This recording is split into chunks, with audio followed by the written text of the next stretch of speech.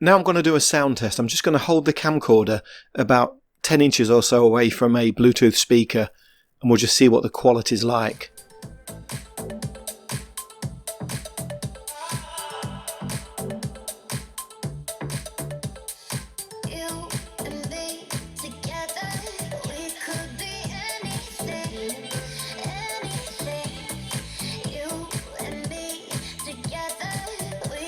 Starting with the Sony, and it sounds okay. You can pick up the stereo there from the left and right.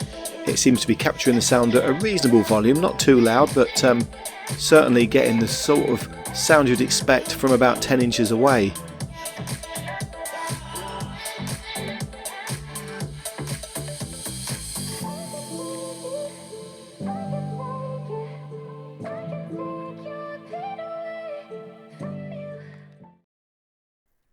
Now we're on to the 4K camera.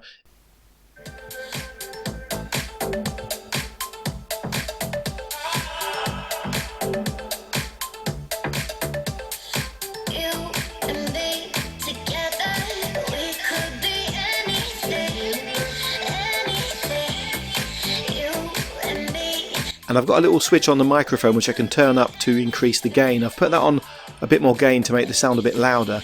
And you can definitely hear it's a bit louder. I'm not sure if maybe it's a little bit too loud.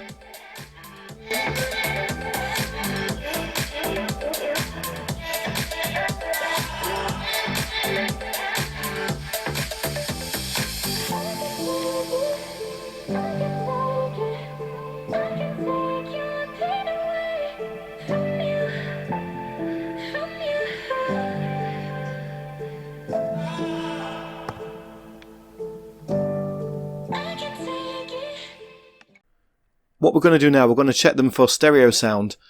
So for the stereo test, I'm going to move the mic to the left and to the right.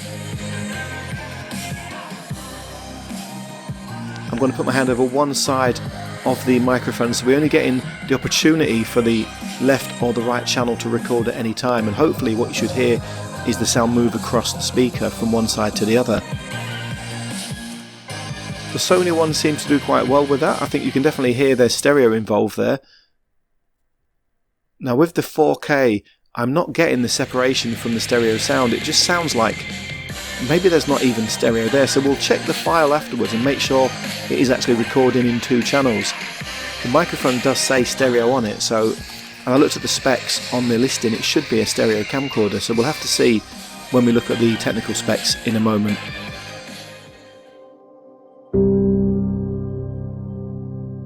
We'll just check the technical specs now. If you right click on the folder there and go into properties, and then you want to go to details, and you can see here a bit further down, I'll just move it across,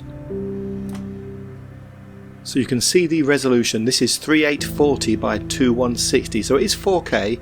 That's the data rate and the bit rates. That's the data it uses. 30 frames per second. Onto the audio, 66 bit rate and 1 channel, so it's only mono, it's not stereo. Now we'll go to the Sony, and again right click on the data file, go down to properties, and then go to details. And now if I just move it across for you, on the Sony one you can see that we've got 1920 by 1080, so it's obviously not 4K. The data rate and bit rate is far more, and we've got an audio of 2 channels there with a much larger bit rate. So if we compare the two now, a couple of key things to bear in mind. The data rate and bit rate are very much stronger, much bigger on the Sony, so the quality's there. Even though it's lesser resolution, there's a lot more data being put onto the memory card per second. And if we look at the audio bit rate, you've got two channels as opposed to 1, far more data going onto the memory card. The sound quality is definitely far better on the Sony. So that's the resolution. You can always tell what resolution by looking at this screen, and make sure you've got the resolution that's quoted on the product you've bought.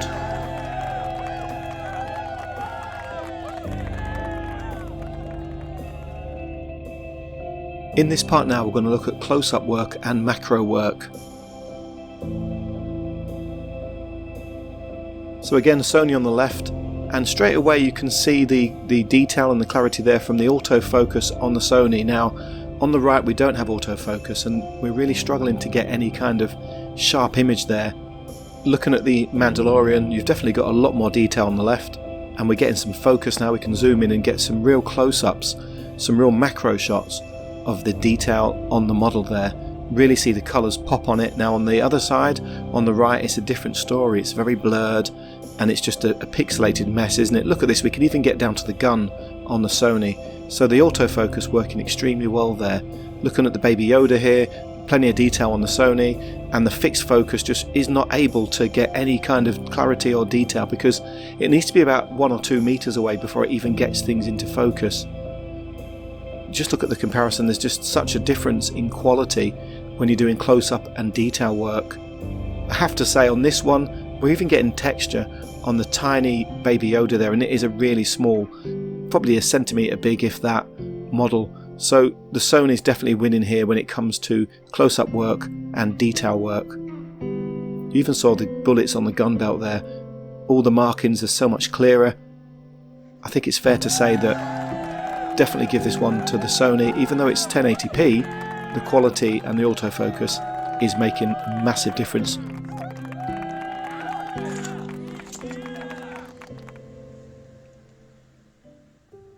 So if you're going to use it with all the attachments, it's actually quite bulky, isn't it? It's quite a big looking thing. Not sure if it looks impressive or just looks a bit weird.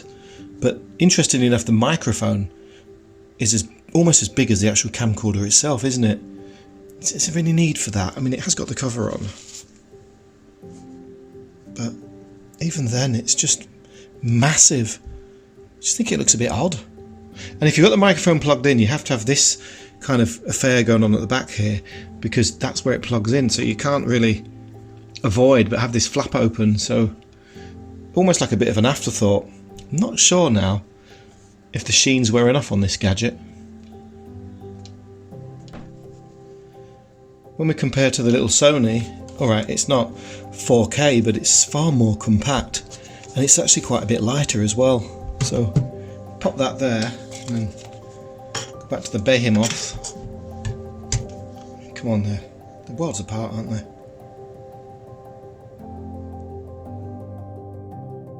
So on conclusion, there's a few things to consider when you're comparing these two cameras.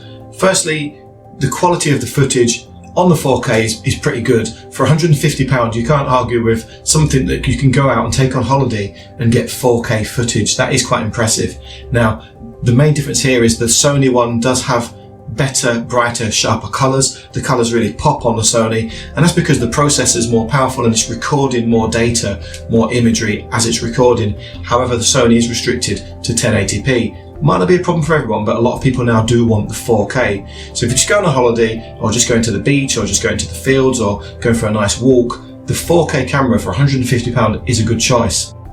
There's a few other considerations though. Secondly would be the focus model. Now the 4K camera has what's called a fixed focal length or an infinity focus, where it just focuses at one set point. You can't adjust the focus on it, it's been preset. It's great, to be fair, because it keeps it simple. So if you're out on a nice long walk, it will get some lovely shots of the scenery and it will keep everything in a nice kind of relatively well focused image. If you start getting close to things though, that's where you struggle, because the fixed focus is set for close-up of around about 3 to 5 meters, and that's why when I was closing in on smaller objects and trying to capture detail, it was really struggling and it was starting to blur the image. It doesn't have the autofocus, it doesn't have the manual focus, it has a fixed focus. It's a consideration if you want to do more than just filming out in the fields or out on holiday. If you want to do anything more close-up wise, you will need to consider the Sony model instead. Another thing to bear in mind was the image stabilization was far better on the Sony. When I was walking around near the shed, the Sony did keep the image a lot more stable, and I think that will kind of come through in lots of other types of recording. So the software's better, it's a more powerful processor, it's a Sony, so they've made a bit more of an effort with the image stabilization. Might not be a deal breaker for everyone, but it's a consideration for some. The sound is another thing that I was quite disappointed with. The Sony, when I was moving the microphone left and right, you could really hear the difference between the left and right stereo sounds, the two channels. Now, the 4K, when I couldn't get it to do it, it just sounded to dim the sound. It didn't seem to spatialize the sound at all. So it does say in the spec, I've double checked, that it's got a stereo microphone and it's got stereo sound. When I looked at the specification of the recording, it only shows one channel. Now, you can't have stereo sound with one channel, it has to be 2 channels. So it's not a stereo camcorder. If you want to record any sound, any music, if you want to record the ambience around you, the Sony is going to be better. The 4K one is just mono sound.